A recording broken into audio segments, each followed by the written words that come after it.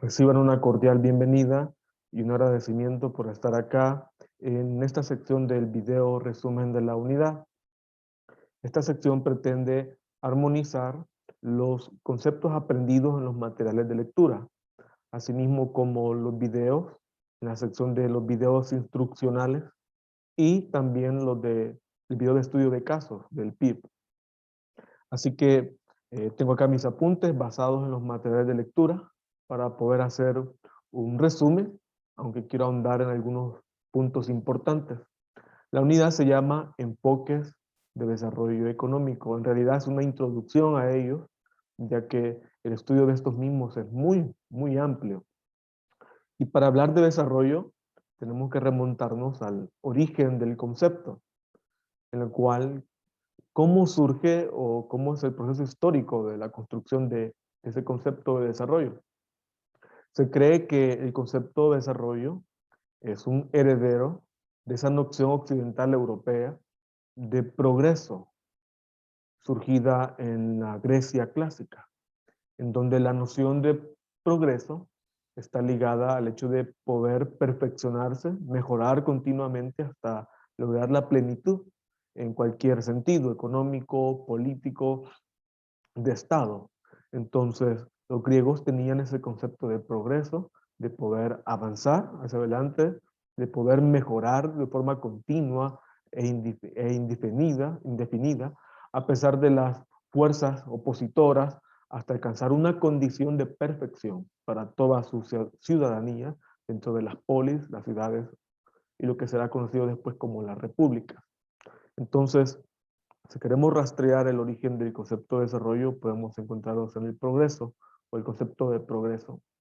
Ahora, esta idea de estos antecedentes del desarrollo se consolidan aún más en la época de la Ilustración, en donde el supuesto de que la razón, la ciencia, el razonamiento lógico, iba a poder descubrir las leyes generales que organizan y regulan cualquier orden social y así poder transformar este orden en beneficio para las personas e ir avanzando de forma histórica. Sin embargo, este constructo va avanzando y se le ha conocido como antecedente del concepto de desarrollo al concepto de civilización, al concepto de evolución, de mejorar, al concepto de riqueza. De hecho, Adam Smith en 1776 y John Stuart Mill en 1848, estos economistas ingleses, en sus tesis, en sus libros, en sus argumentos, en sus conceptos, sostienen que la riqueza es o era el origen de la prosperidad o decadencia de las naciones. Entonces, ellos ligan el desarrollo con la prosperidad, con la riqueza. Si un país o una sociedad es rica en recursos económicos, estabilidad económica, riqueza económica, es sinónimo de prosperidad, de bienestar. Sin embargo, este concepto todavía sigue avanzando más y se le aplica al de crecimiento. Al desarrollo se le ha conocido o incluso confundido con el concepto de crecimiento y se ha interpretado que crecimiento económico es igual a desarrollo. La historia y la experiencia de los países ha demostrado que esto no es así. Sin embargo, también en la historia, así se le ha conocido, que crecimiento es igual a desarrollo o bienestar, aunque esto no sea propiamente cierto. Ahora, el concepto de desarrollo como tal ya lo podemos encontrar en el siglo XX y aparece en los libros técnicos o documentos de la Organización de las Naciones Unidas al final de los años 20, y sobre todo este concepto de desarrollo salta al escenario después de la Segunda Guerra Mundial, y específicamente en 1949, cuando el presidente norteamericano Harry Truman, en su discurso de inauguración de su mandato, hace referencia a regiones vastas o vastas regiones del planeta como lugares o un mundo subdesarrollado. Y es ahí donde, ya que Estados Unidos tiene la hegemonía del poder económico y aún militar, donde este concepto de desarrollo, subdesarrollo, salta a la luz mundial con este discurso del presidente Harry Truman, donde menciona que este mundo en este planeta, en este globo, hay una sección, o hay muchas secciones o regiones que son subdesarrolladas y que tienen calidades de vida menores o calidades de vida paupérrimas o precarias. Ahora, desde este momento, el concepto de desarrollo y subdesarrollo van a ser utilizados por los organismos internacionales. Y estas categorías de desarrollo y subdesarrollo que han evolucionado de los conceptos de progreso, civilización, riqueza, crecimiento, esto de desarrollo y subdesarrollo va a ser utilizado para explicar esas brechas sociales y económicas que existen entre los países ricos del norte, eh, llámese Estados Unidos, Europa, y los países pobres del sur, llámese sur, uh, Suramérica, el sur de Europa, en fin, esas categorías del norte y sur, más que categorías propiamente de regiones, está hablando de categorías que encierran conceptos socioeconómicos. El norte es conocido como lo próspero, donde la riqueza es palpable, y el sur es conocido como las regiones pobres, ya sea cualquier tipo de sur, en América Latina o allá en África. África se le conoce como el sur también, porque son países pobres, en fin. Entonces ya salen a las palestras estas categorías norte y sur. El norte es visto como algo próspero y el sur es visto como algo que no está al nivel del desarrollo. Asimismo, dentro de este escenario ya podemos ver estos conceptos de desarrollo y subdesarrollo principalmente después de la Segunda Guerra Mundial. Después de la Segunda Guerra Mundial, ya el mundo queda configurado entre Estados Unidos como la potencia económica y militar, y los países, junto con los países europeos, y luego van los países pobres. Y surgen categorías bien importantes, donde aquí ya surge lo que es el primer mundo, segundo mundo y el tercer mundo. El primer mundo serán propiamente las potencias económicas, como Estados Unidos, Alemania, Inglaterra, Francia, entre otras. El segundo mundo serán constituidos por los países unidos a la Unión de Repúblicas Socialistas Soviéticas, la URSS, con Rusia a la cabeza. Rusia y todo este conglomerado de naciones, ellos serán conocidos como el segundo mundo, y mayormente son también naciones europeas, entre otras. Y el tercer mundo serán vistos aquellas regiones pobres de Asia, Latinoamérica y sobre todo del África. Entonces, eh, y después de esto ya el mundo queda configurado así: un primer mundo, un segundo y un tercer mundo. Y es este tercer mundo que debe de ir hacia la noción o hacia la idea de progreso. Entonces, habiendo dado este breve panorama de cómo el concepto de desarrollo ha venido evolucionando con otros nombres, y haber puesto en escenario que desde la Segunda Guerra Mundial ya se habla de desarrollo, subdesarrollo, primer, segundo y tercer mundo. Ahora, ¿cómo se alcanza el desarrollo dentro de las principales o los principales enfoques de desarrollo económico? Que es lo que nos interesa. Ahora bien, les hemos presentado en las lecturas alrededor de tres, entre dos a tres, las más importantes, los más importantes enfoques. Hay más, hay muchos más, pero queremos, por motivos de practicidad, ver los principales. ¿Y cómo se alcanza el desarrollo? Esta es una gran pregunta, la cual durante el siglo XX y aún en este siglo XXI se quiere dar respuesta. ¿Cómo se alcanza el desarrollo para los países pobres, sobre todo? Los países en vías del desarrollo o en subdesarrollo. Y a esta respuesta, ante esta respuesta o ante esta pregunta, eh, se han ideado teorías, se han ideado conceptos, y base a estos conceptos se han ideado políticas públicas, políticas macroeconómicas. Y la primera teoría de desarrollo es la conocida como teoría de la modernización, que aproximadamente data de 1945 al 65.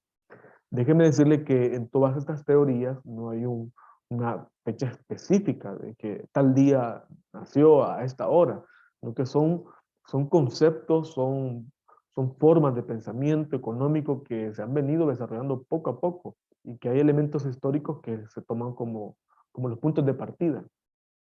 Entonces, ¿Cómo se alcanza el subdesarrollo? Acá quiero plantear dos o tres las teorías que vamos a ver en esta unidad. Y la primera es, el desarrollo se pretendió alcanzar a través de la teoría de la modernización del 45 al 65. Esta teoría nace aproximadamente durante la década de los 40, 50 y se desarrolla principalmente durante los 60. Alvinson afirma que hay tres principales hechos históricos después de la Segunda Guerra Mundial que favorecieron el inicio y el auge de esta teoría de la modernización, que trata de llevar el desarrollo a los países pobres o subdesarrollados. Y el primer acontecimiento que Alvinson eh, pone en el escenario para explicar el auge de esta teoría es el surgimiento de Estados Unidos como una potencia. Después de la Segunda Guerra Mundial, en los países europeos como Alemania y Francia, y sobre todo Alemania, quedan devastados y destruidos. Y Estados Unidos emerge como la potencia económica y militar. Ahora, y Europa queda devastada, queda destruida por la Segunda Guerra. Y Estados Unidos lleva a cabo lo que se conoce como el Plan Marshall, el cual era un plan de rescate económico, donde Estados Unidos literalmente les prestaba o les prestó dinero a estos países para poderse reconstruir.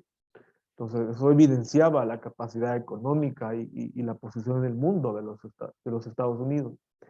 Y Estados Unidos apoya mediante el Plan Marshall a las naciones devastadas y también crea programas de contención para tratar de contener el comunismo y el avance del socialismo, porque después de la Segunda Guerra Mundial inicia la Guerra Fría, donde es este conflicto político, digamos así, y ya no militar, entre Estados Unidos y la Unión de Repúblicas Socialistas Soviéticas. Entonces, y había un tipo de competencia. Estados Unidos, tratando de impedir el avance del comunismo y socialismo, decide apoyar a Europa para su reactivación, restauración, reconstrucción, y también crea programas de contención para apoyar a otras naciones para evitar que llegue el comunismo o el socialismo. Y aquí surgen potencias o pequeñas potencias como Corea del Sur, Taiwán y Japón. Entonces, estos escenarios de la Segunda Guerra Mundial y el auge económico de Estados Unidos, y sobre todo el hecho de Estados Unidos convertirse en una potencia que ahora está ayudando a reconstruir Europa, lo posiciona como una potencia.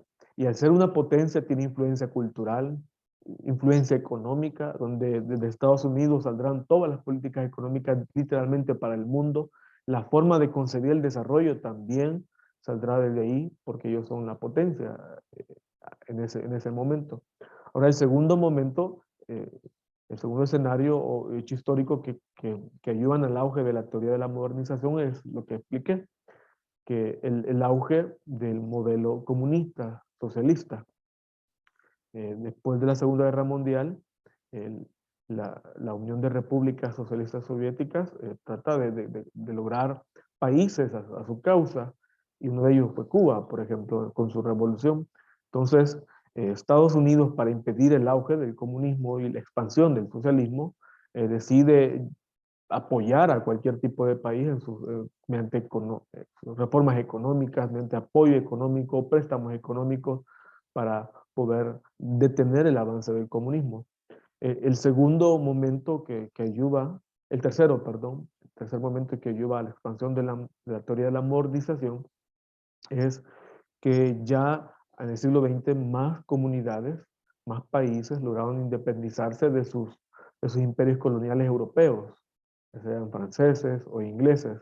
Y ya estos países al independizarse comenzaron a buscar modelos de desarrollo para impulsar sus economías y lograr su independencia económica y política.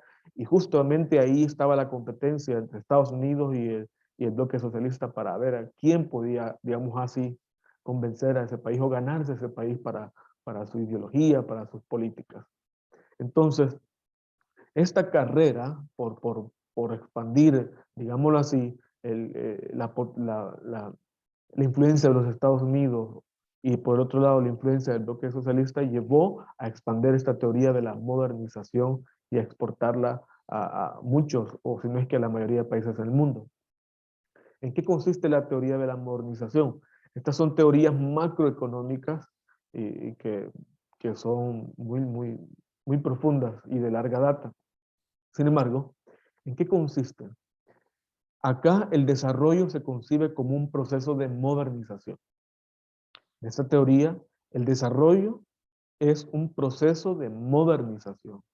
Y hasta el día de hoy nosotros lo concebimos así. Y tenemos esa influencia, donde vemos como sociedades modernas, aquellas altamente tecnológicas, aquellas con empresas, aquellas donde hay un auge de libre mercado, etcétera, etcétera. Y vemos a sociedades atrasadas como aquellas no modernas en ciencia, tecnología. Entonces el desarrollo es un proceso de modernización de todas las estructuras económicas. Nosotros tenemos que mentalizarnos allá por los 40 y 50, porque tal vez ya vivimos en un mundo un poco, bastante moderno, aún en países pobres, pero en aquel tiempo era un boom. Había que modernizar las estructuras económicas, políticas, sociales y culturales de una sociedad y país, o país. Ahora, esta teoría tiene mayor auge con Walt Rostow y su libro El proceso de crecimiento económico, donde lo principal de una sociedad moderna es el crecimiento económico, lograr un auge económico en las sociedades, en los países y en las personas. Ahora, la unidad de análisis es el país o una sociedad. Y la teoría de la modernización diferencia entre dos tipos de sociedades o países. Sociedades modernas y sociedades tradicionales. Las sociedades modernas serán las desarrolladas. Una sociedad moderna es una sociedad desarrollada. Y una sociedad tradicional es una sociedad retrasada y no desarrollada. Este es uno de los principales puntos para comprender esta teoría, que lo moderno es lo que es desarrollado y lo no moderno es lo tradicional o lo atrasado. Ahora, eh, ya hablamos un poco en qué consiste el desarrollo, consiste en un proceso de modernización, pero también, para ahondar más sobre esto, el desarrollo consiste, desde esta teoría, alguien es desarrollado, un país es desarrollado, si se logra construir una sociedad moderna. ¿Qué quiere decir? En donde el mercado capitalista pueda desarrollarse libremente, donde el libre mercado, las compras, las ventas, exportación, importación, donde el Estado no se meta mucho, sino que simplemente su función sea la de procurar la mejor condición para las empresas, eh, menos impuestos para las empresas, etcétera. Entonces, una sociedad desarrollada desde esta teoría es aquella donde el mercado capitalista puede desarrollarse libremente.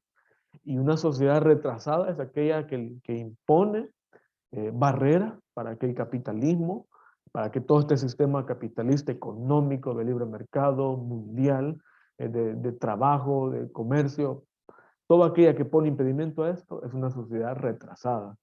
Por lo tanto, hay que seguir un camino para convertirse en una sociedad moderna. Y ustedes, yo sé que han visto en su lectura los pasos o las etapas para llegarse a convertir en una sociedad moderna. Y se las quiero detallar. La primera etapa, antes de convertirse en una sociedad moderna, es pasar por la etapa de una sociedad tradicional o atrasada. O atrasada.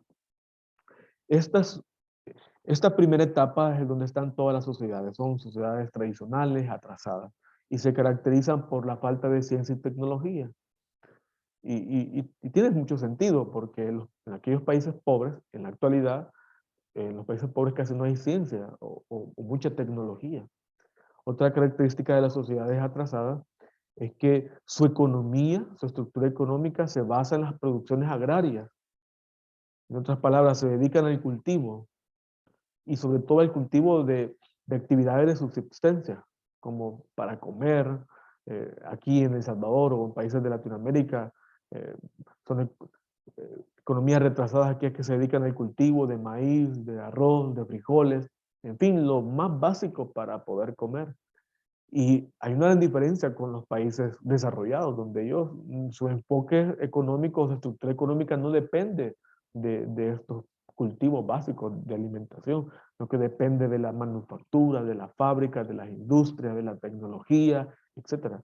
Entonces, una característica de las sociedades atrasadas o no modernas o no desarrolladas es que su economía está basada en una estructura agrícola de subsistencia, poder cultivar para poder sobrevivir, para poder comer.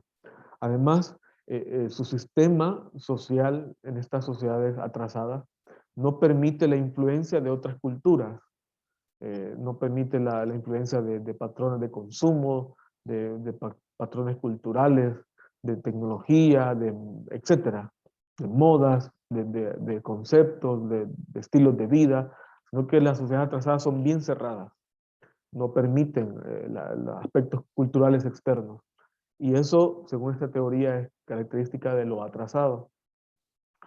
Otra característica importante de las sociedades tradicionales o atrasadas es que las perspectivas y las posibilidades de poder cambiar una condición de pobreza son casi nulas.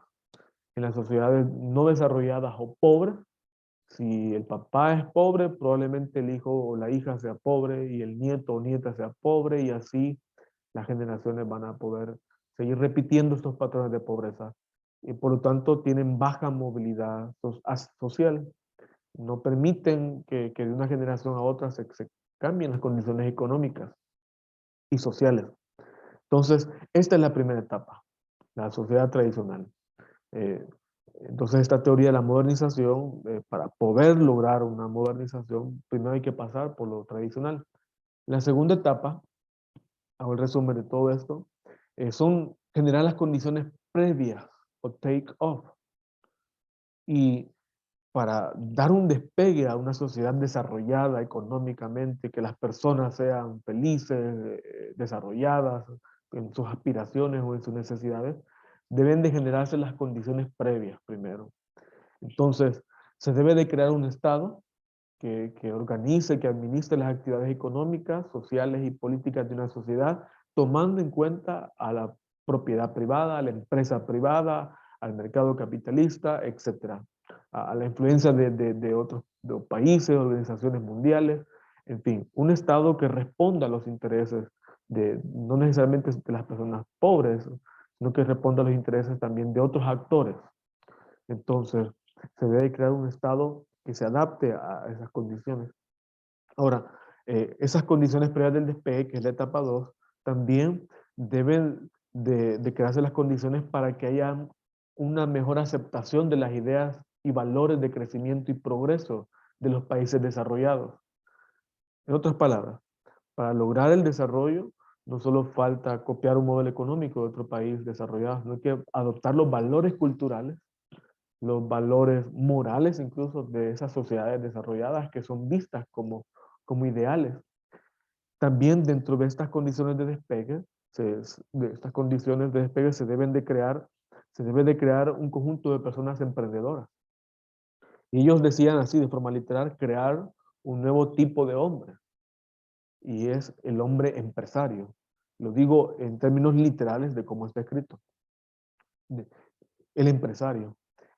Y ahí surge esa categoría de que una sociedad moderna debe de crear empresarios y empresarias, en donde estén dispuestos a asumir el riesgo de una empresa, de la incertidumbre, que busquen capitales, busquen el excedente económico y busquen el mayor tipo de beneficio posible.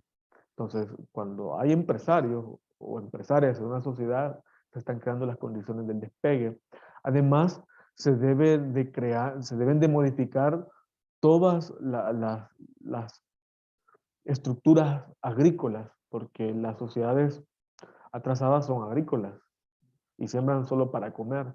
A cambio, aquí deben de transformarse y debe de incrementarse la productividad, debe de cambiarse el sector agrario y deben de ser retomados por las empresas privadas para que puedan hacer rendir mejor los cultivos y poder iniciar este proceso de compra y venta, ya no solo para comer, sino que para exportar a otros países. Además, Entre las condiciones de despegue que se deben de crear está el hecho de poder solicitar ayuda a organismos internacionales, a bancos internacionales, para que puedan de alguna forma invertir mejor, invertir en la infraestructura, invertir en sus equipos y poder mejorar los rendimientos de la industria de ese país. Además, entre las condiciones de despegue se le solicitaba poder explotar sus ventajas comparativas. ¿Qué son las ventajas comparativas en la economía? Por ejemplo, un país, su fuerte es el café. Entonces, esta teoría pretende que este país se enfoque en producir, en exportar café. No va a pretender exportar algodón si no es su fuerte, sino que cada país explote su ventaja, lo que otro país no tiene. Entonces, estas son las condiciones de la segunda etapa.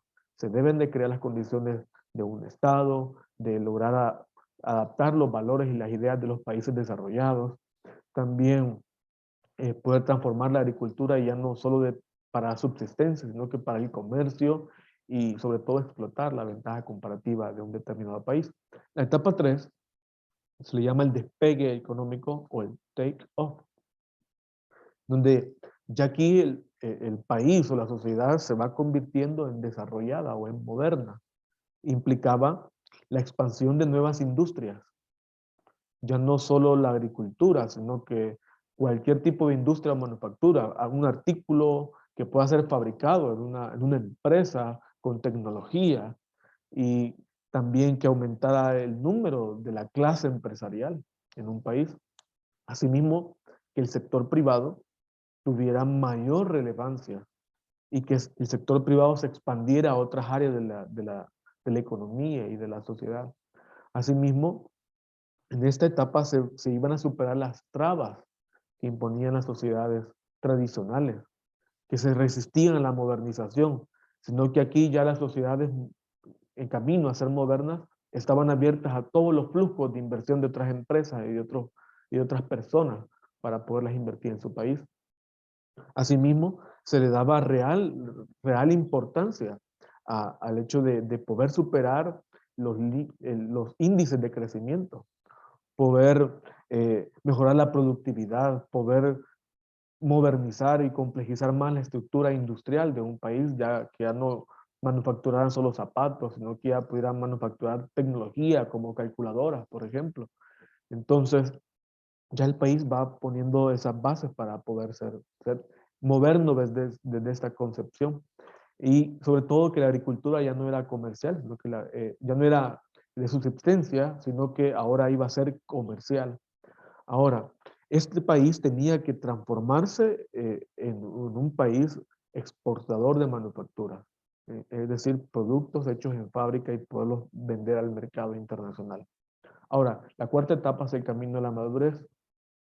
En esta etapa, ya esa economía de esa sociedad o país ya era una economía innovada tecnológicamente y donde las oportunidades de inversión eran crecientes cada vez. Asimismo, esta comercialización de los productos en el exterior, en teoría, hacía que se dependiera menos de las exportaciones, ya que los países pobres que adoptaran la modernización, ellos iban a poder exportar ahora y también iban a tener la capacidad de crear sus propios productos que necesitan. Entonces ya no iban a tener la necesidad de importar, sino que ahora iban a ser exportadores y poder ser menos dependientes de las importaciones, lo cual iba a fortalecer la economía propia. Además, la alta tecnología impregna todos los sectores de la sociedad, la educación, la cultura, eh, el trabajo, y se creía también que al haber crecimiento económico, al haber riqueza, todos esos excedentes iban a ser invertidos en el bienestar social. Todos esos impuestos que las empresas pagaran al Estado, el Estado los iba a utilizar, iba a mejorar la educación, la salud, etcétera y etcétera. Lo cual no sucedió en los países pobres, principalmente de América Latina. Pero la teoría decía eso, que eso iba a pasar. Y la quinta etapa es lograr convertirse en una sociedad de consumo de masa.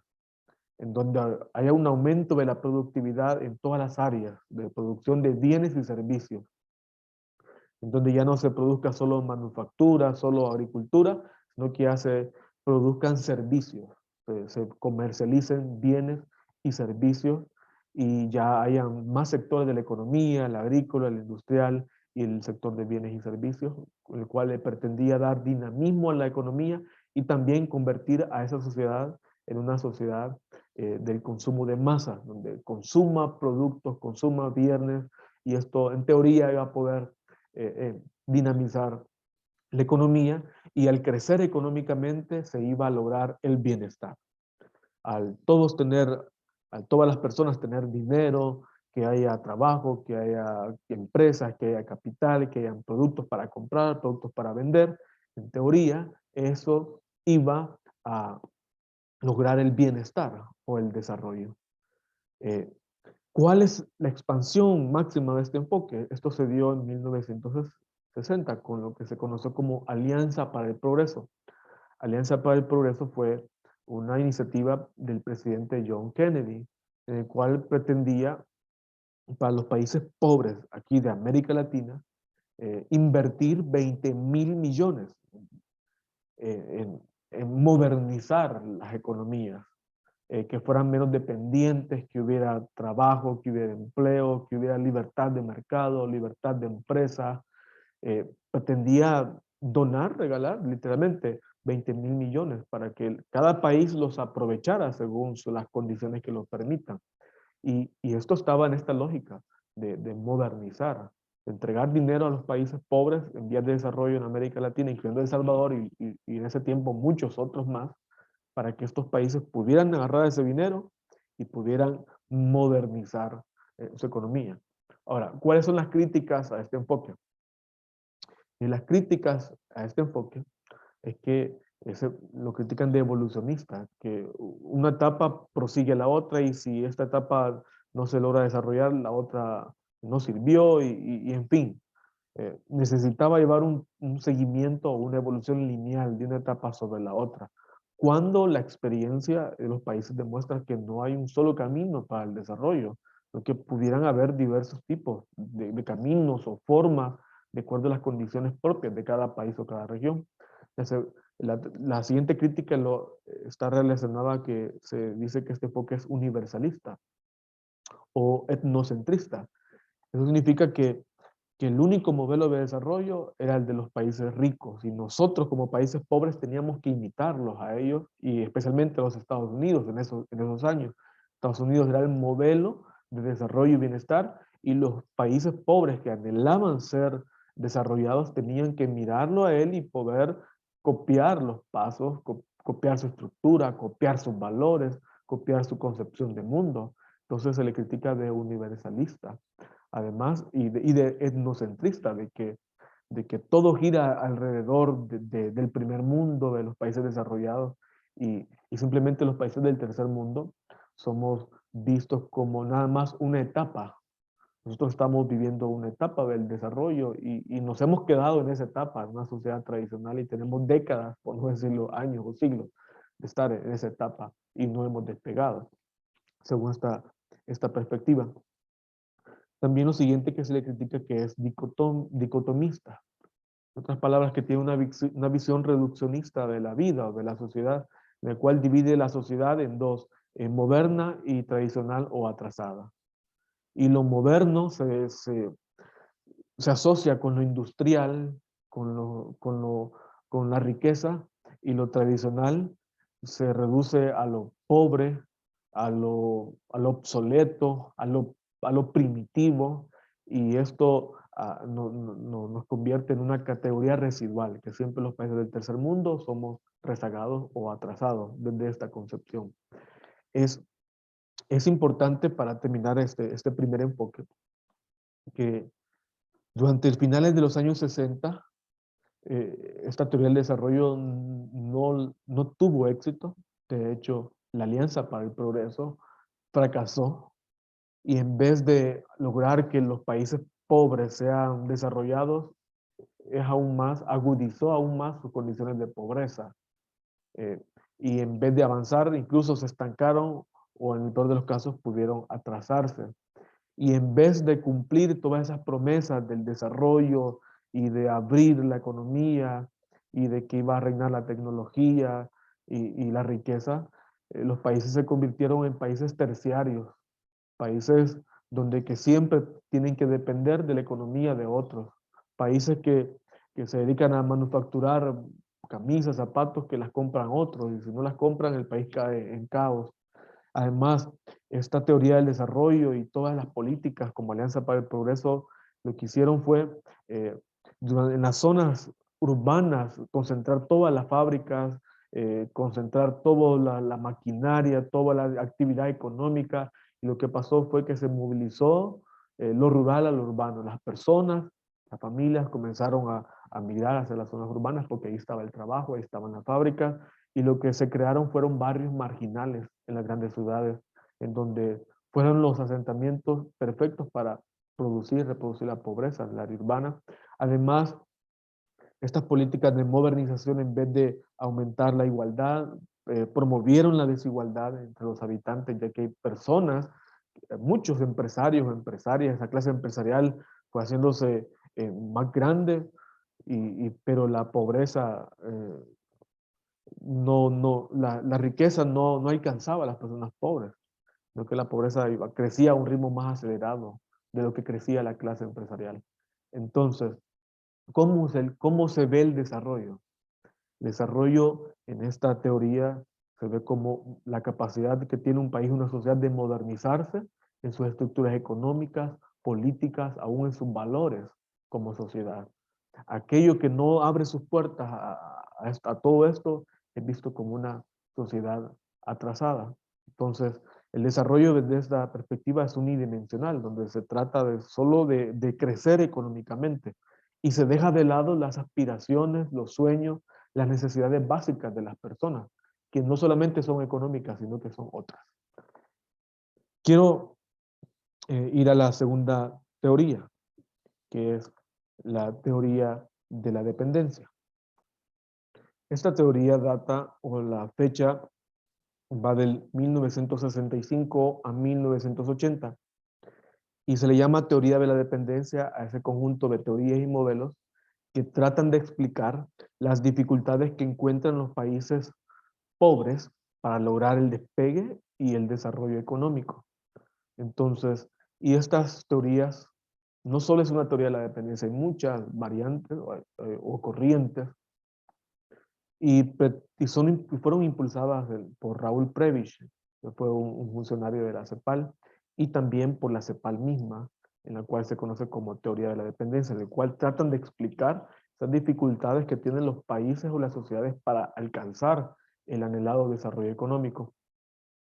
Este pensamiento se desarrolla principalmente durante los 60, tiene antecedentes durante los 50, pero comienza ya a tomar auge desde los 60, y, y es una teoría que está en oposición radical a la teoría de la modernización.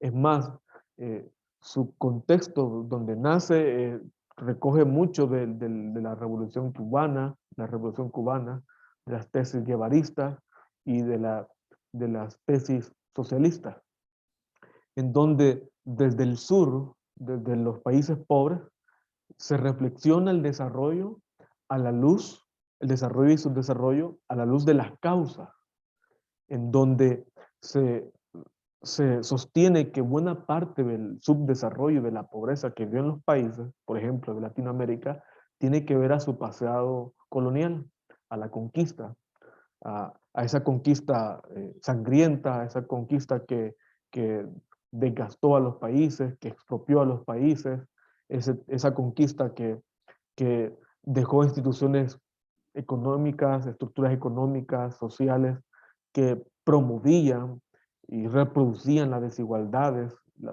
desigualdades que hasta el día de hoy nos siguen persiguiendo y que tienen su origen en las conquistas, en los periodos coloniales.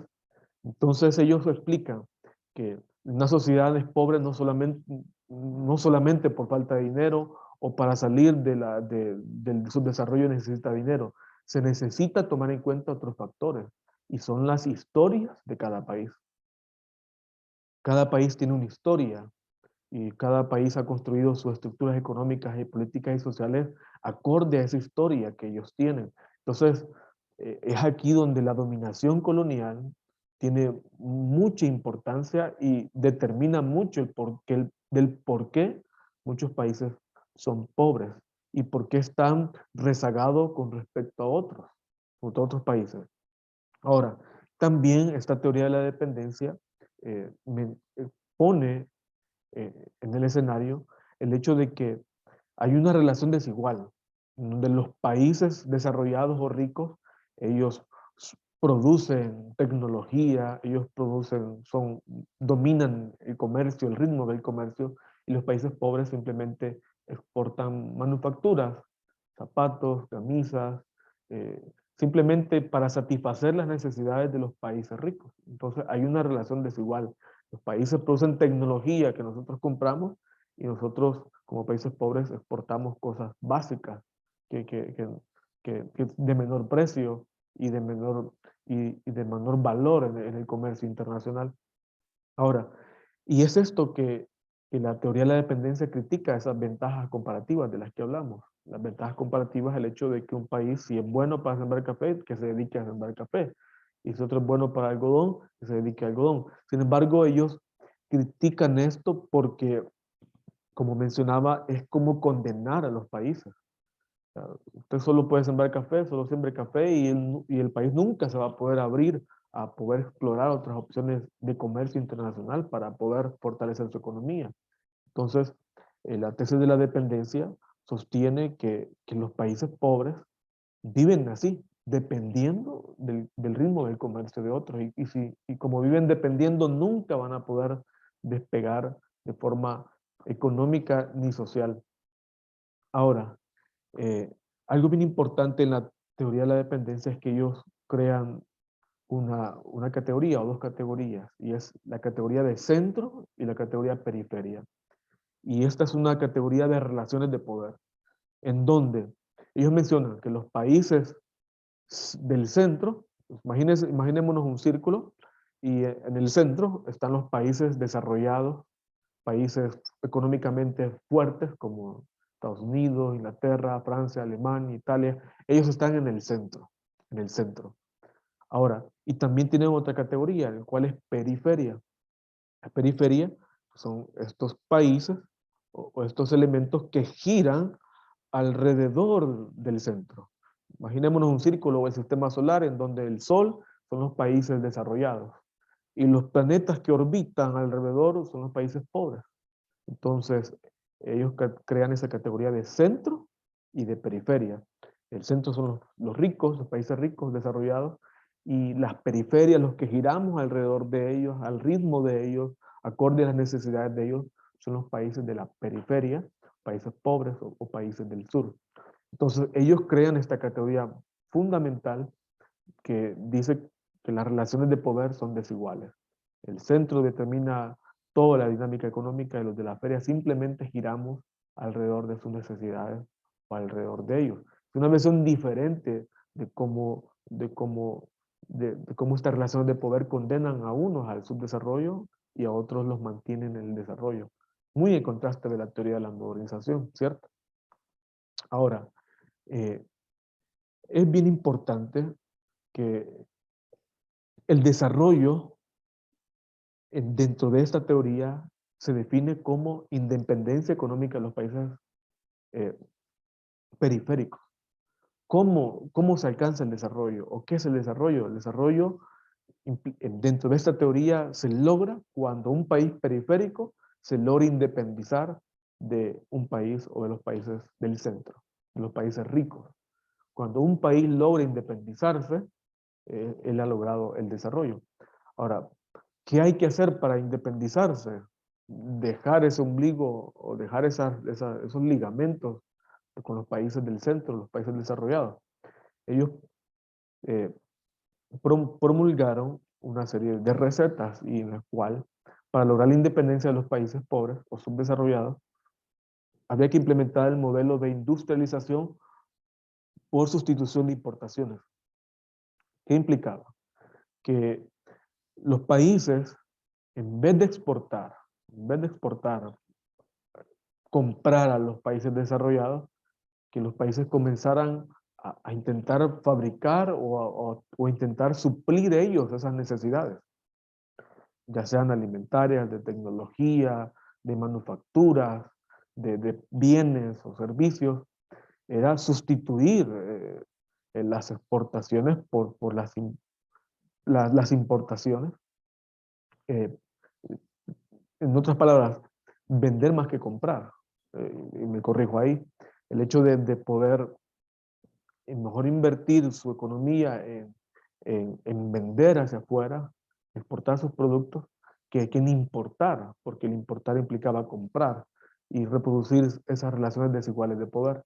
Entonces la sustitución de importaciones implicaba esto, poder ya no depender tanto de las exportaciones, sino que ahora convertirnos o convertirse en países que ahora ellos exportan afuera y ya no van a importar tanto. Ahora también para independizarse era necesario realizar reformas agrarias, en cual la tierra estaba concentrada en determinados grupos o clases políticas. Y habría que desconcentrar eso para que la tierra fuera distribuida de forma homogénea y las personas pudieran cultivarla y pudieran darle rendimientos para poder fortalecer la economía nacional y pensar también en la exportación. Ahora también la independencia se iba a lograr invirtiendo en el Estado, que el Estado fuera el planificador del desarrollo, que el Estado controlara las cuentas nacionales, que regulara y protegiera las actividades económicas, que promovía los emprendimientos, la inversión pública, el gasto social. Entonces, que el Estado tuviera una mayor inversión en las ramas de la economía y de la sociedad.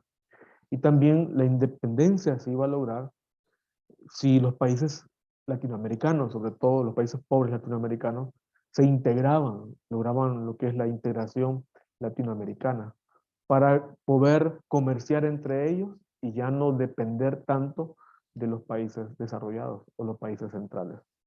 Entonces, había otras cuestiones más que había que hacer, como promover la demanda interna, los mercados internos, comprar aquí adentro en vez de exportar afuera para poderlo consumir, sino que eh, poder fortalecer la demanda de los empleados, los trabajadores, de las personas dentro de los países. También pretendía incrementar los salarios de los trabajadores y pretendía poner cuotas o tarifas a las inversiones extranjeras. Esto es para beneficiar a las inversiones nacionales o a los pequeños empresarios o empresarias nacionales y poniendo cuotas o tarifas a las inversiones extranjeras. Entonces, todas estas medidas iban a lograr que los países se independizaran y ya no dependieran tanto económicamente de los países del centro o los países desarrollados. Ahora, ¿cuáles son las críticas para este enfoque de la dependencia? Y es que se le critica su visión demasiado reduccionista de que los países son pobres porque existe un país imperialista que no los deja ser ricos. Es cierto, según de estas críticas, es cierto, pero se necesita más que eso para poder desarrollarse. Los países no pueden estar solamente poniendo esta razón como un impedimento, sino que los países deben de encontrar otras formas para poder independizarse y no solamente poner como argumento el pasado colonial o poner como argumento el imperialismo de los países del centro o desarrollados. También se le criticó de que esta industrialización por sustitución de importaciones, que significaba que dependiéramos menos de las importaciones y comenzáramos nosotros a vender, a exportar, fracasó. Los países no pudieron llevarlo a cabo. Es más, se metieron en problemas económicos y tuvieron que recurrir a deuda con organismos internacionales como el Fondo Monetario Internacional, y los países que al intentar depender de las exportaciones ya no pudieron sostener sus economías, sumado a que el, el, el socialismo que fueron los países socialistas fueron cada vez menos, sucumbieron ante la influencia del capitalismo y su economía, además de que se cayó el muro de Berlín, que era como el ícono del socialismo y de la independencia de los poderes económicos. Asimismo, el país de China reformó su economía y la hizo como no capitalista, pero abrió su economía al mundo y ahora es un país altamente comercial. Entonces, lastimosamente los países no pudieron como independizarse y decir ya no vamos a depender de los desarrollados y nosotros nos vamos a sostener eh, de forma propia con nuestro mercado interno. No pudieron y fracasaron. Entonces esto los llevó a endeudarse y a quedar ligados con los organismos internacionales bancarios. Entonces, más allá de las deficiencias, esta teoría nos puso como el énfasis de que para desarrollarse no solo se necesita dinero, sino que también hay que ver las relaciones de poder. Las dos son importantes, donde una de la otra no puede llevarse a cabo. Entonces, no solo implica algún país que crezca económicamente, sino que se necesita ver su historia, ver estas relaciones de poder y ver las relaciones desiguales que existen entre los países pobres y ricos y entre el comercio entre los países desarrollados y no desarrollados. Entonces, esta es la teoría de la dependencia, que a pesar de que agrega otros elementos como las relaciones de poder desiguales, sigue en su lógica unidimensional de hacer incrementar el ingreso en las personas y de que si aumentaba los ingresos en los países y en las personas se iba a lograr la dependencia, lo cual sabemos y vamos a ver que el desarrollo es mucho más que eso. Ahora bien, vamos a ver el tercer enfoque, cuál es el enfoque neoliberal y la neomodernización. Y vamos a hablar un poco del ajuste estructural y consenso de Washington. Esto se sitúa del 80 hasta la actualidad. Hemos visto hasta el momento con estas tres teorías, la de la modernización, la de la dependencia y la del enfoque neoliberal. ¿Qué es el neoliberalismo? El neoliberalismo se basa en un sistema capitalista. ¿Qué es? Es un sistema que promueve el libre mercado, el Estado mínimo, en donde el Estado no nos interfiera en la libre empresa, en las ganancias que éstas tienen, en la forma en la que ellas reparten las ganancias con sus empleados o trabajadores en la sociedad. En fin, una sociedad donde haya libre mercado. Se parece a la modernización. Y déjenme decirle que tiene la misma raíz, la cual es el liberalismo, es liberar la economía, que tiene puntos a favor y puntos en contra de esta teoría. Entonces, la modernización en los 40, pero como cae en decadencia, vuelve a resurgir de alguna forma en este enfoque neoliberal y de neomodernización. ¿Por qué más se caracteriza el sistema capitalista? Por la reducción del gasto público, en donde los países ya no inviertan tanto en las necesidades sociales, sino que inviertan más en crear las condiciones económicas para las empresas, para la economía, para el crecimiento. El sistema capitalista también está sentado sobre lo que es la globalización y cree fervientemente en la concepción de la teoría del derrame. Este enfoque neoliberal y neomoderno eh, también sostiene la teoría del derrame. ¿Qué es esta? Esa teoría que pretende que cuando los países crezcan económicamente, se hagan ricos, sus personas tengan cubiertas sus necesidades monetarias y no monetarias a través del dinero, pues va a haber un derrame. Cuando después de un tiempo una sociedad haya abierto sus puertas al mercado, a las relaciones económicas, a las organizaciones internacionales, a las empresas de otros países, cuando todo esto pase, va a haber tanta riqueza o tanto crecimiento que se va a derramar y es ahí donde los efectos de este derrame van a llegar a las poblaciones pobres o vulnerables. Entonces, en pocas palabras, es como la teoría del derrame. Ahora, en la década de los 80, ya tanto la teoría de la modernización no pudo eh, sacar del subdesarrollo de los países como la de la dependencia, tampoco lo pudo hacer. Y es aquí donde el sistema capitalista, liberal, moderno, se transforma y se conoce a partir de los 80 como la neomodernización liberal transnacional. ¿Qué significa esto? Que ahora este sistema económico está guiado por las empresas, las multiempresas, las multinacionales, que son más grandes, que tienen más poder económico que los países mismos, en donde las puertas de la tecnología, los medios de comunicación van a guiar o dinamizar los ritmos de la economía. Eh, el neoliberalismo tiene su auge debido a que el Fondo Monetario Internacional y el Banco Mundial adquirieron roles más feroces y audaces en el diseño de las políticas económicas en los países del tercer mundo. Ahora, ya de los 80, 90, estas entidades bancarias internacionales como el Banco Mundial y el Fondo Internacional, ahora ellos ya no solo son entidades que prestan dinero, sino que ahora ya son entidades que diseñan las políticas económicas para el tercer mundo y principalmente para aquellos que están endeudados con ellos. Y esto fue producto de la deuda externa, de toda esta década esta década de los 40, 50, 70, 60, 70 y 80 en el siglo XX, donde los países pobres del tercer mundo no pudieron alcanzar ese despegue, esa modernización o esa independencia y lo que hicieron es endeudarse.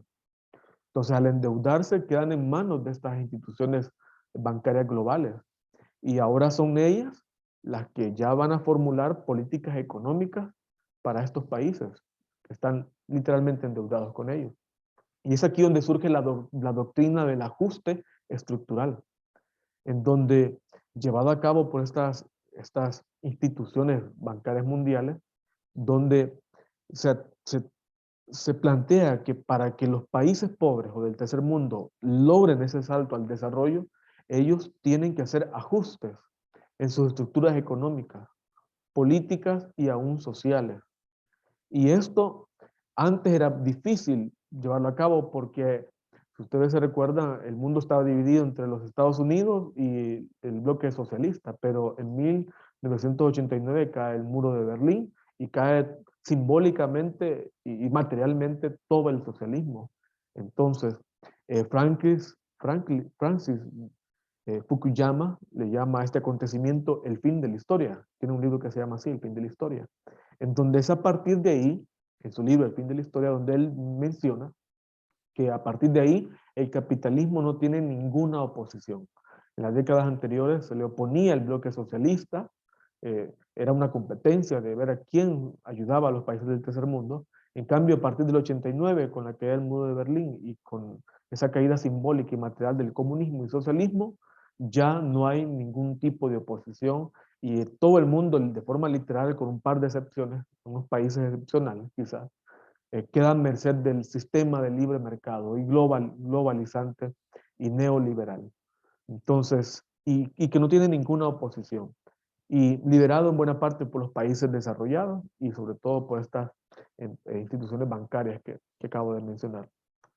Desde este concepto de neoliberalismo, de liberar la economía hacia la empresa privada, hacia las bondades del desarrollo de los países ricos y modernizar o neomodernizar las economías de los países pobres, eh, aquí vuelve el crecimiento económico a ser considerado como el factor o el motor del desarrollo y el progreso social.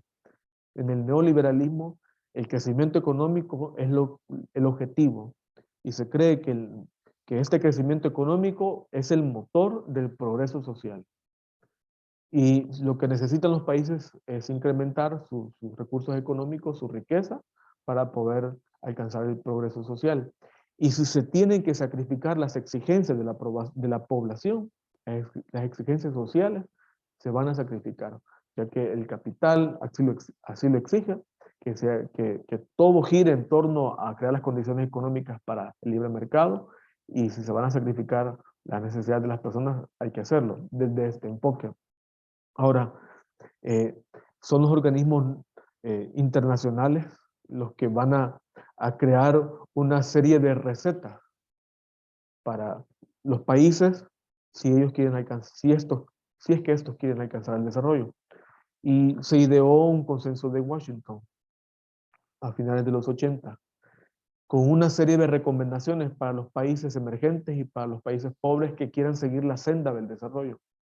Y ustedes pueden buscarlo ahí en internet, cuáles eran esas recomendaciones o esas recetas que este consenso guiado por estas instituciones bancarias mundiales y los países ricos impusieron a los países pobres, porque literalmente fue una imposición, ya que como estos países pobres estaban endeudados, ellos tenían que seguir estas recomendaciones, o aquellos que no estaban endeudados, pero iban a endeudarse, si querían conseguir dinero, tenían que seguir estas recetas.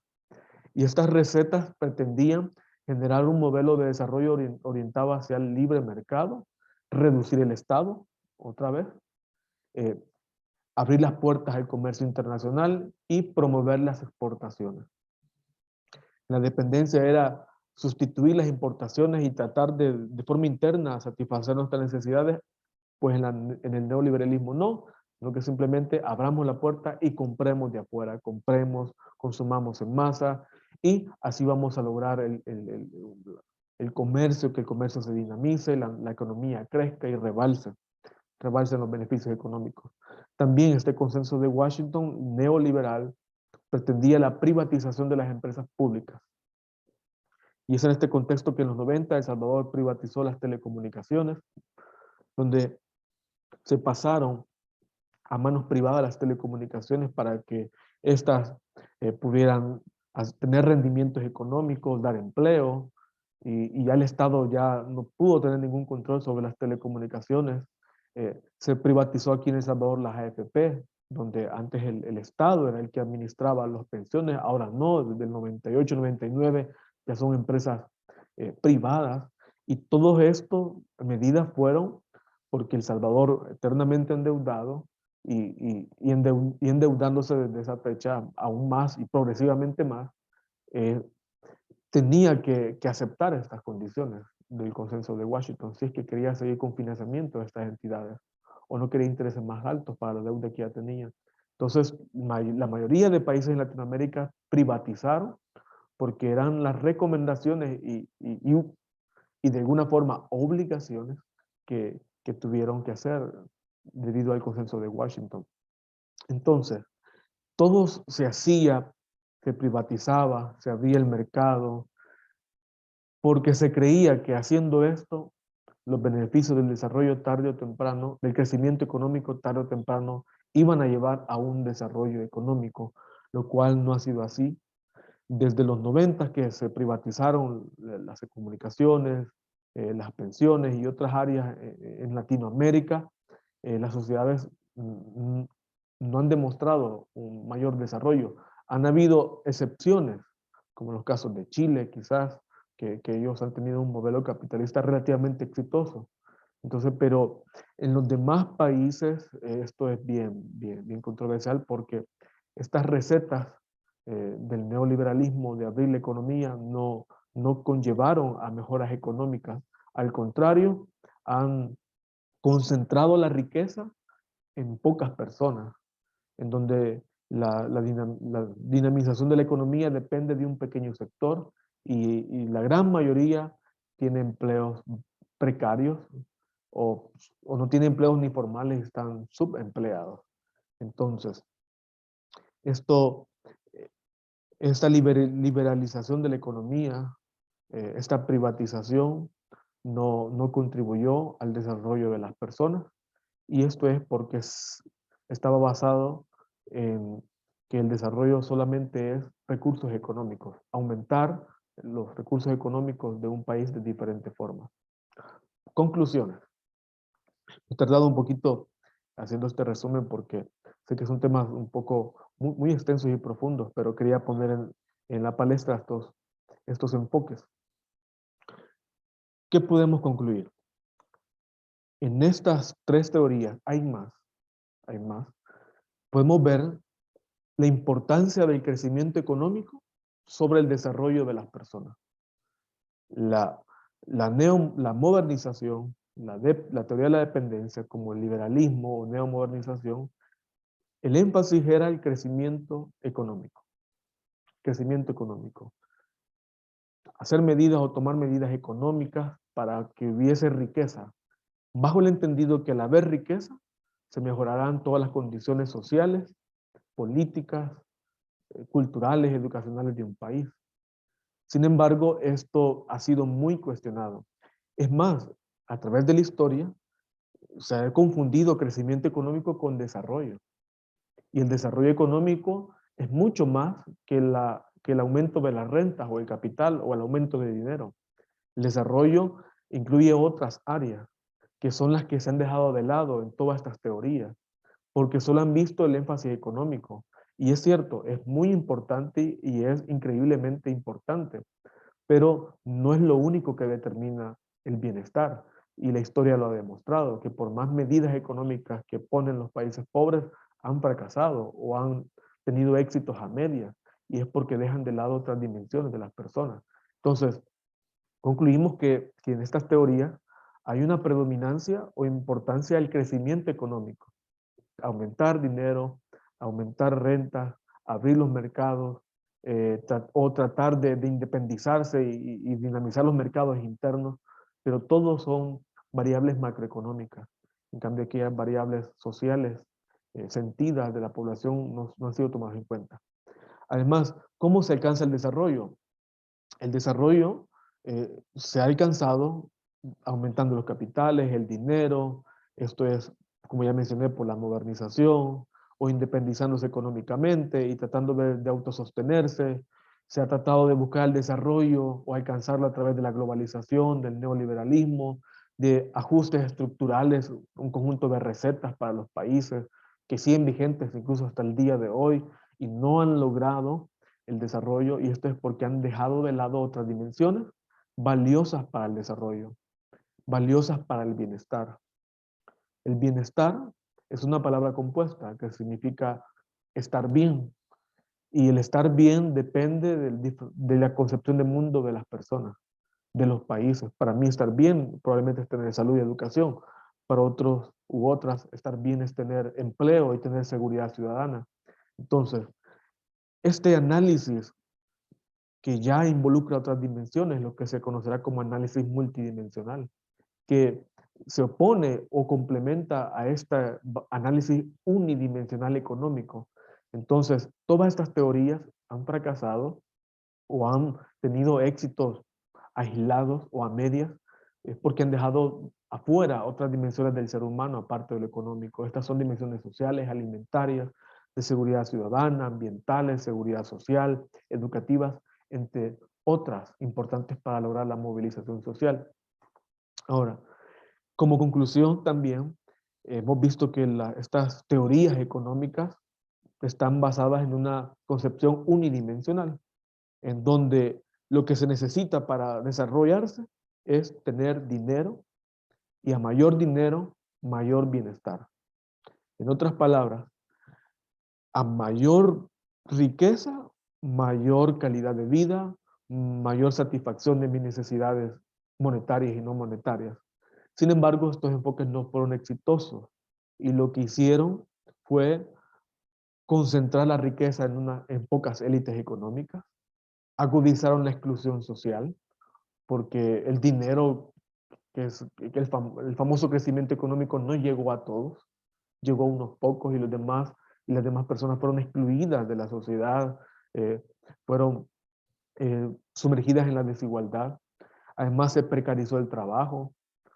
El trabajo sí se modernizó, pero las remuneraciones son bajas. Se ha deteriorado el medio ambiente. Los países más modernos muchas veces son los países que más deterioran el medio ambiente. Se agudizó la violencia en los países latinoamericanos, especialmente en El Salvador. Todos estos enfoques no armonizaron la sociedad, sino que al contrario, agudizaron la violencia. En otras palabras, el desarrollo económico no ha logrado concretarse. Los países pobres latinoamericanos han seguido siendo pobres con algún par de excepciones, pero no hemos logrado el anhelado desarrollo de los países ricos, los países desarrollados. Y de hecho, en ningún país en Latinoamérica, por muy exitoso que sea, no ha logrado ese desarrollo al nivel de un país rico o de una potencia mundial. Entonces, la desde la visión de los enfoques económicos, el medio y el fin del desarrollo es el recurso financiero, el crecimiento económico, y no las personas. ¿Cómo se ha medido o cuál es la medida estelar o estrella para poder rastrear o para poder pesar o para poder comparar si un país ha logrado crecimiento económico desde la visión unidimensional? Ha sido el PIB. El PIB es el Producto Interno Bruto, y de hecho hoy han podido ver unos videos. El PIB se desarrolla, ese concepto de poder utilizar el PIB para comparar el crecimiento económico de los países ya tiene varias décadas, incluso desde finales de los 40, que ya el PIB se usa para poder dar un panorama de la salud de la economía de una sociedad. Estas teorías económicas han utilizado el PIB como esa evidencia para decir si un país ha crecido o no económicamente, o si un país se mantiene en el retraso o un país es moderno. Y si ustedes pueden ver, el PIB es una medida económica que lo han utilizado para medir bienestar, pero no mide bienestar, mide crecimiento económico. Y se ha usado desde muchas décadas. Todas estas teorías que les he mencionado lo han utilizado porque evidencia la salud económica de una determinada sociedad.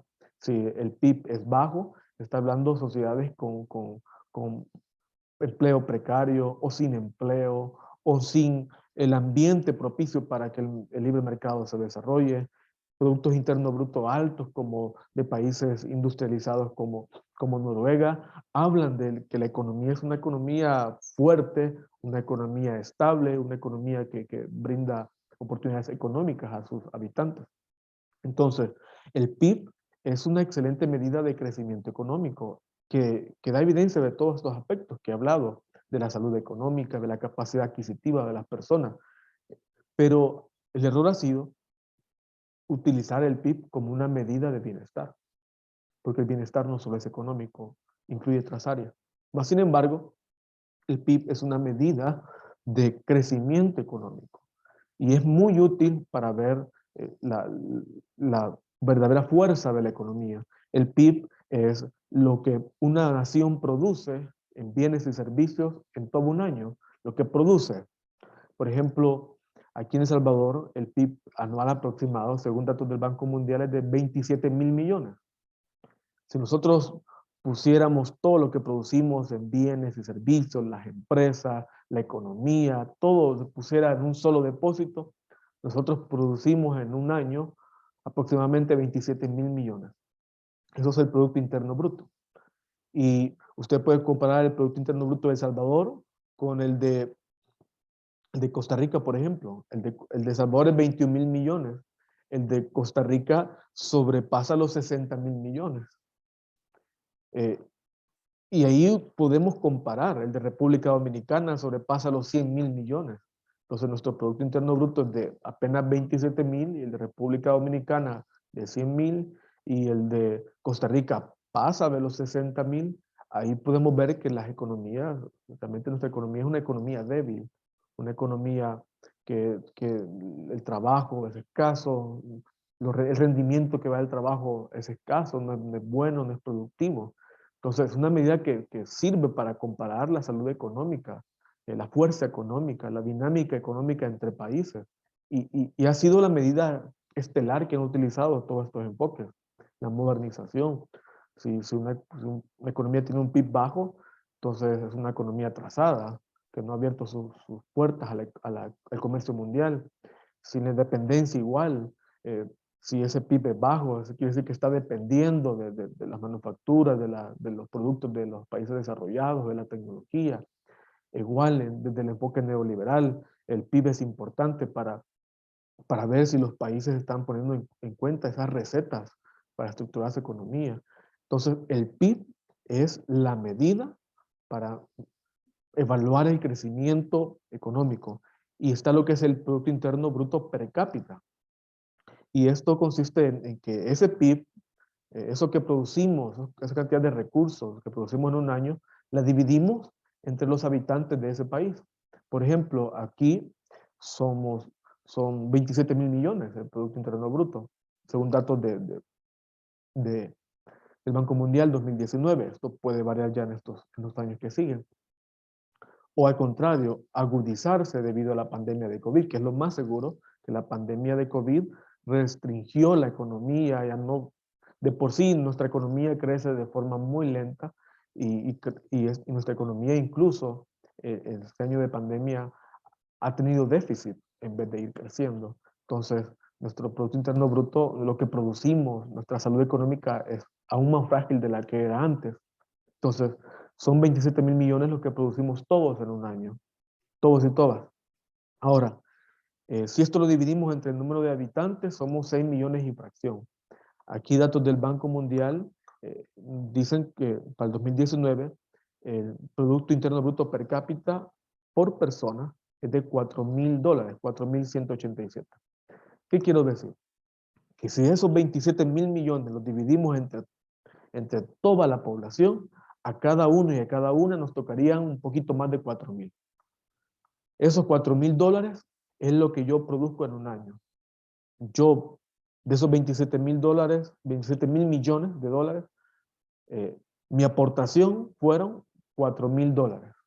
No es lo que yo gano necesariamente, sino que mi aportación. Lo que yo aporté para producir y probablemente hasta quizás los ingresos de una persona puedan rondar por esos márgenes. Entonces, si usted va a ver a Costa Rica son más de 60 millones, 60 mil millones. Cuando lo dividen entre toda su población, sale que cada uno y cada una aporta aproximadamente $12,000. Ellos son más productivos que nosotros. Nosotros aportamos a la economía en un año 4,000 en promedio. Muchas personas aportan más porque ganan más, otros menos, mucho menos porque ganan menos, pero esto es en promedio. Entonces, nuestra economía, yo aporto $4,000. Un costarricense aporta $12,000 en su economía. Eso quiere decir que gana más y por lo tanto aporta más a su economía. Entonces, el PIB es muy importante porque nos permite ver la salud de la economía y medir a los países en términos de crecimiento económico. Y esto es muy útil, es muy útil. Pero el PIB no necesariamente es una medida de bienestar, sino que solamente da su aporte en la visión unidimensional que es económica. Por ello, en 1990, el Programa de las Naciones Unidas para el Desarrollo, PNUD, lanzó de forma mundial su primer informe de desarrollo humano. Este informe de desarrollo humano tiene su indicador, que es el índice de desarrollo humano, en donde este índice trata de medir 3 áreas valiosas para el desarrollo: la salud, la educación y también los ingresos. En donde este índice, y han habido otras aproximaciones también, han habido otros índices, otros enfoques, pero este enfoque del desarrollo humano y su índice pusieron en evidencia de que el desarrollo se puede medir desde otras áreas, aparte de la económica. Entonces, el índice de desarrollo humano mide otras dimensiones del bienestar. Mide los recursos también, con el nivel de vida o estándar de vida, pero mide la salud y mide la educación. Dimensiones importantes y valiosas para poder alcanzar el desarrollo. Entonces, tenemos al PIB por un lado y tenemos al índice de desarrollo humano. No se contrarian, sino que se complementan. El índice de desarrollo humano complementa o permite ampliar el panorama de desarrollo. Ahora los países ya no se van a ver en términos de crecimiento económico, ahora se van a ver en términos de desarrollo, incluyendo el área económica, el área de salud y el área de educación. Y el enfoque de desarrollo humano ya no pone su énfasis en que la verdadera riqueza de un país son sus recursos económicos. Para el enfoque de desarrollo humano, la verdadera riqueza de un país ya no es el libre mercado, ya no es el Estado, ya no son las empresas, ya no son los modelos de crecimiento económico de los países ricos, no. Para el desarrollo humano, la verdadera riqueza de una nación son las personas. Y así arranca el Informe de Desarrollo Humano de 1990, sosteniendo esta gran afirmación en donde promulga que la verdadera riqueza de las naciones son las personas. Y son ellas y las múltiples dimensiones de vida que no pueden desarrollar a plenitud y por lo tanto están en condición de subdesarrollo o de pobreza. Entonces, quiero terminar ya esta clase, o el resumen de esta unidad, sosteniendo que estos enfoques de desarrollo económico son útiles. Es historia y es útil porque todavía vivimos en este auge económico de que el crecimiento económico es importante y es valioso y es lo que buscan los países. Más sin embargo, ver el desarrollo solo desde la dimensión económica, macroeconómico, no es suficiente para lograr el desarrollo de las personas en los países pobres, sino que necesitamos otro enfoque. Y este enfoque, entre otros que hay, es el enfoque de desarrollo humano, en el cual pone en el centro ya no a los países, ni a los mercados económicos, ni a las empresas. Pone en el centro a la persona humana y todas sus necesidades y todas sus aspiraciones. Por lo tanto, esto es la gran diferencia y aquí ya el curso va tomando ese cauce que queremos darle, en la cual es explicar qué es el desarrollo humano, cómo se compone, cuál es la teoría que le sustenta, que es el enfoque de capacidades y cuáles son las utilidades. Entonces, espero haya sido valioso este resumen eh, y si pueden leer el material este u otro, nos ayudaría muchísimo para poder ampliar el panorama. Así que muchas gracias y nos vamos a ver en el próximo resumen de la unidad.